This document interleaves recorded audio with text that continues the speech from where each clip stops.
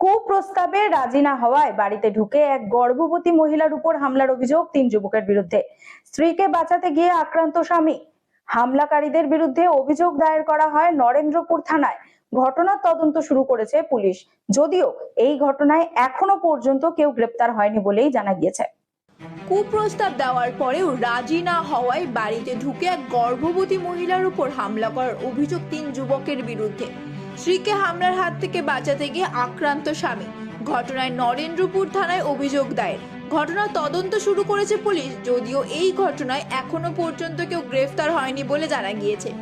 নির্যাতিতার অভিযোগ, এলাকারই 3 যুবক রাজেশ নস্কর, সৌরভ নস্কর, সুজিত সিংহ রাস্তায় বের হলে কুপ্রস্তাব দেয়।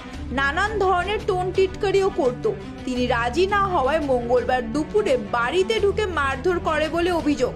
এই অভিযোগের ভিত্তিতে বুধবার সকালে লিখিত অভিযোগ দায়ের করে নরেন্দ্রপুর থানার পুলিশ। কি হয়েছে আপনার সাথে?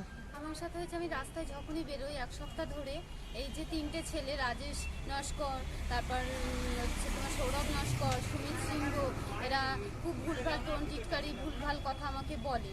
তো আমি ওদের কথায় রাজি না হতে ওরা আমাকে অনেক কিছু হুমকি টুমকি দেয়। ঠিক আছে, সেই সব না হতে কালকে ঠিক দুপুর 3:30-র সময় এসে আমাকে বেদরও মারধর, মানে বারান্দা থেকে টেনে বের করে, প্রথমে একটু বের হতে বলেছিলাম, বের হইনি, তারপর বের করে আমাকে বেদরও লাথি চড় মেরেছে, ঘুষি ঘাসা মেরেছে। হ্যাঁ, আমি একটা প্রেগনেন্ট মহিলা, ওরা এমনই বাজে ছেলে যে একটা প্রেগনেন্ট মহিলাকে মানে কোনো সম্মান, কোনো একটা কষ্ট, কোনো কিছু করলো না, যেমন পেরেছে তেমন মেরে ধরে চলে গেছে। আমার স্বামী আটকাতে গেছে, তাকেও মারধর করেছে ওরা। তারা কি করে? কি তারা ওই কোনো কাজবাজ কিছুই করে না, এখানে ওখানে আড্ডা দিয়ে ঘুরে বেরিয়ে, হ্যাঁ এইসব করেই যারা এই টাইপেরই ওরা কাজ করে। প্রায় যাকে পারে তাকে মারে। কোনো পার্টির সাথে যুক্ত আছে তারা? পার্টি বলতে ওরা এখনকার যে দিদির পার্টি, সেই পার্টি করে। দিদি পার্টি বলতে এই যে তৃণমূল পার্টি, তৃণমূল পার্টি করে। কিন্তু আমি পার্টিগত কিছু বলতে চাই না, সেটা তাদের ব্যক্তিগত ব্যাপার। কিন্তু আমার সাথে এটা সব সময় টোন টিটকারি, ভুল ভাল কথা, এই যে ভুল ভাল টোন টিটকারি, মারধর। আমার ডাক্তার দেখিয়েছিলেন?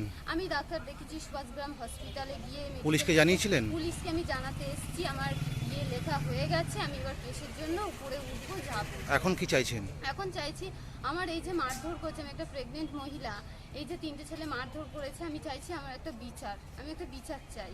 আপনার নাম? আমার নাম হচ্ছে মাধবী গায়েন।